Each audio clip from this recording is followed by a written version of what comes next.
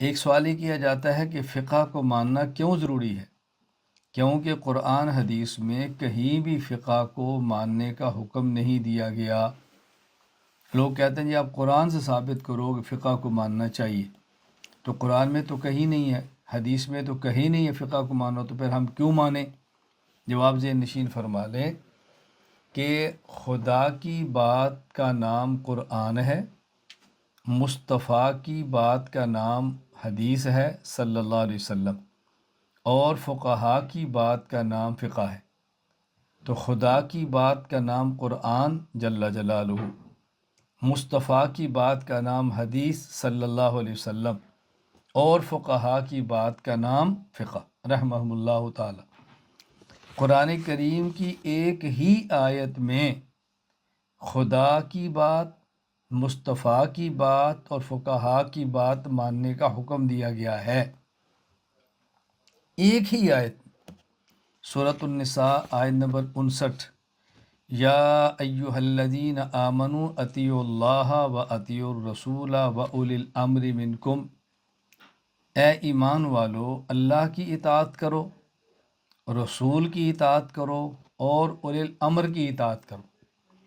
اللہ کی اطاعت کرنے کا معنی کہ خدا کی بات مانو، رسول کی اطاعت کا معنی کہ مصطفیٰ کی بات مانو رسول اللہ صلی اللہ علیہ وسلم، اور اولی الامر کی اطاعت کا معنی اولی الامر کی بات مانو۔ اب دیکھنا یہ ہے کہ اولی الامر کا معنی کیا ہے، اولی الامر کہتے کسے ہیں؟ چنانچہ امام ابو محمد عبد الرحمن بن محمد بن ادریس بن المنذر حنظلی الرازی رحمہ اللہ تعالی، وفات 327 ہجری، تفسیر ابن ابی حاتم سورۃ النساء کی یہی آیت نمبر 59 کے تحت فرماتے ہیں، عن ابن عباس رضی اللہ تعالیٰ عنہما قولہ وَأُولِي الْأَمْرِ مِنْكُمْ یعنی اہل الفقہ والدین۔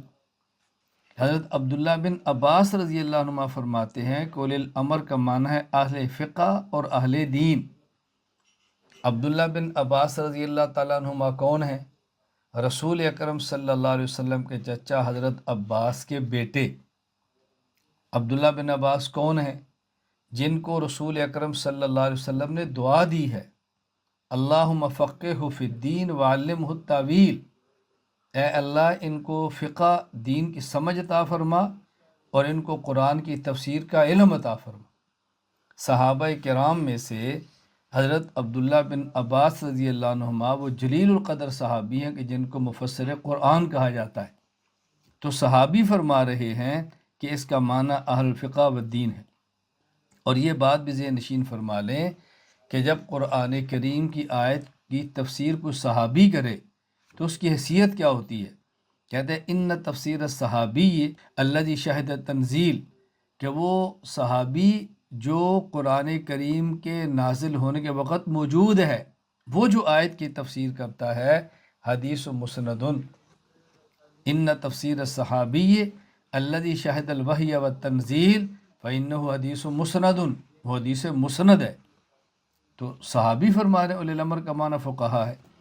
اسی طرح امام ابو جعفر محمد بن جریر بن یزید بن غالب العاملی الطبری رحمہ اللہ، وفات 310 ہجری، تفسیر طبری اسی آیت سورۃ النساء آیت نمبر 59 کے تحت عن عطاء رحمہ اللہ، حضرت عطاء بن ابی رباح رحمہ اللہ جو جلیل القدر تابعی ہے، وہ فرماتے ہیں وَأُولِي الْأَمْرِ مِنْكُمْ قَالَ الْفُقَهَاءُ وَالْعُلَمَاءُ، اولی الامر کا معنی ہے فقہا اور علماء۔